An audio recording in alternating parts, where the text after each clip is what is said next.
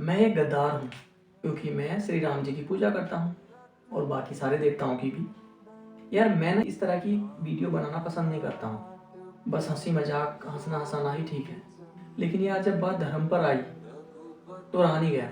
और क्योंकि कुछ लोग अब भी हमारे इस भारत को 200 साल पीछे वाला भारत समझते हैं, तो जवाब देना तो बनता है दादा। लेकिन इस वीडियो के अनुसार ये देखो क्या क्या लिखा है, देखो इसमें।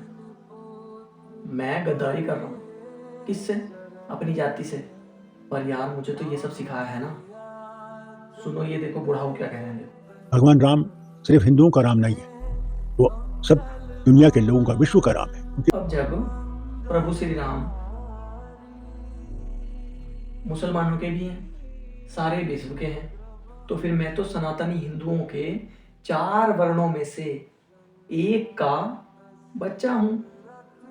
फिर मैं गद्दार कैसे हुआ यार? और भूलो नहीं भाई, 4 पाई के 4 पैरों की भांति हिंदू धर्म में 4 वर्ण होते हैं, ब्राह्मण क्षत्रिय वैश्य शूद्र। और एक को तोड़ने की जो नाकाम कोशिश की जा रही है ना भाई साहब, उसके बाद बचोगे तो आप भी नहीं। और इसी कोशिश को कामयाब होने दे रहे हैं हमारे प्यारे चंद्रशेखर आजाद रावण जी। देखो मुझसे कहा जाता है जय श्री राम ना बोलो, जय भीम बोलो। ये सब सर्कुलेट कराया जा रहा है छोटे छोटे बच्चों द्वारा भी।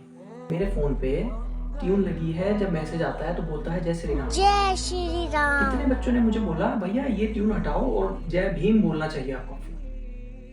क्या है ये सब यार? सिर्फ कुर्सी के लिए। इन्हें कोई चिंता है ही नहीं यार, ना देश की और धर्म की तो इन्हें बिल्कुल ही नहीं।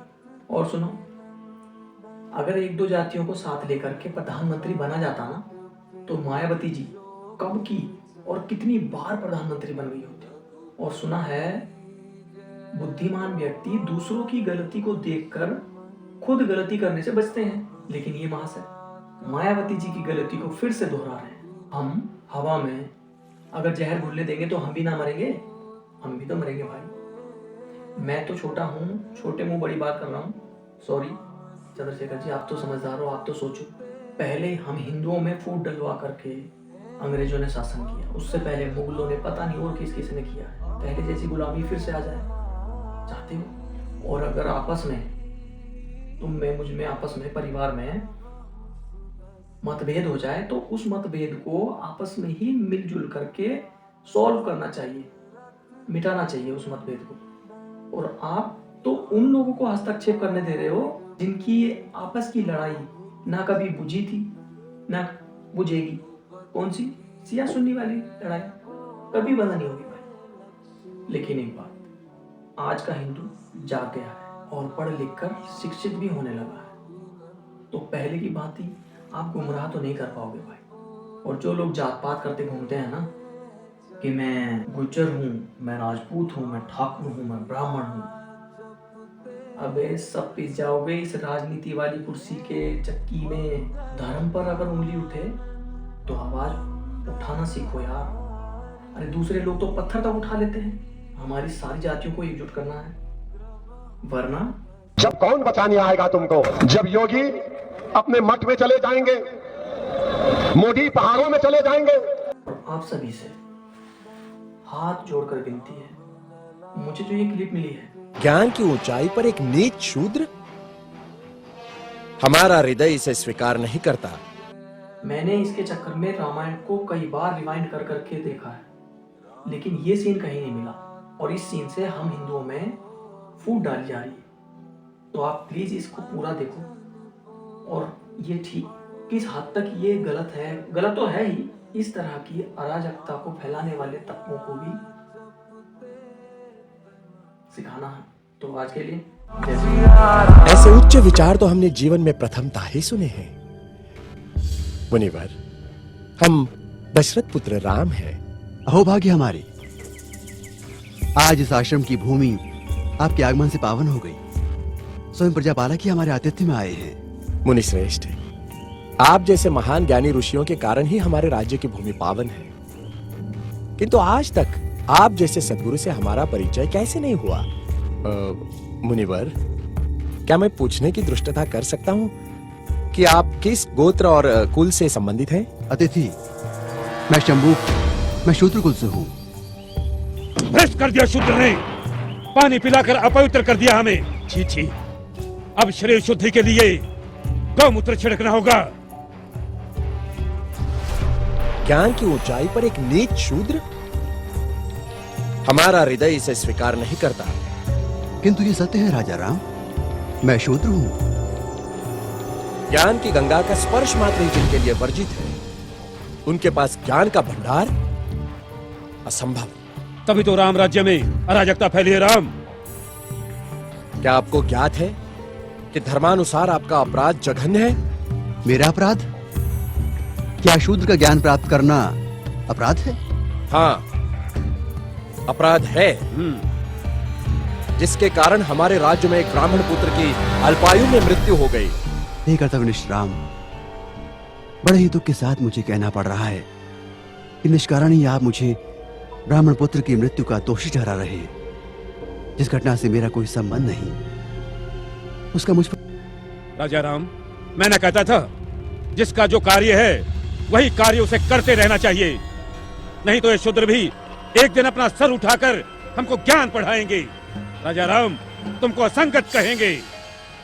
शंभुक, तुमने धर्म की मर्यादा का उल्लंघन किया है। मैंने किसी धर्म की मर्यादा का उल्लंघन नहीं किया है।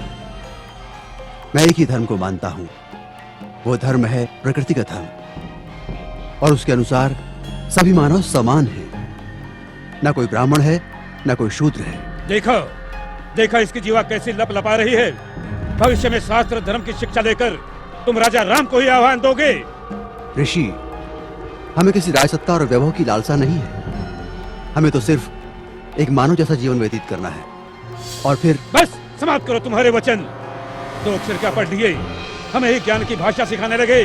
राम, ये अपराधी है और इसे दंड मिलना ही चाहिए, नहीं तो ऐसे पापियों के कारण हमारे राज्य में आपत्ति आ सकती है। आपके धर्म की पाप और पुण्य की कल्पना से मैं अच्छी तरह परिचित हूँ। वो सारा पाखंड आपने अपने स्वार्थ के लिए रचा है और सारी प्रजा को मूर्ख बना रहे हैं। अपनी वाणी को रोको शंभुक। हम अपने परम पूज्य गुरु का और अपमान नहीं सह सकते। तुमने धर्मोल्लंघन किया है, जिसके कारण हमारे राज्य में एक ब्राह्मण पुत्र की अल्पायु में मृत्यु हो गई। हम अपने राज्य के ब्राह्मणों को और व्यथित नहीं कर सकते शूद्र। किंतु ब्राह्मण पुत्र की मृत्यु का कारण मैं कैसे हो सकता हूँ? हे राजन, बड़ी नम्रता से दुस्साहस कर रहा हूँ।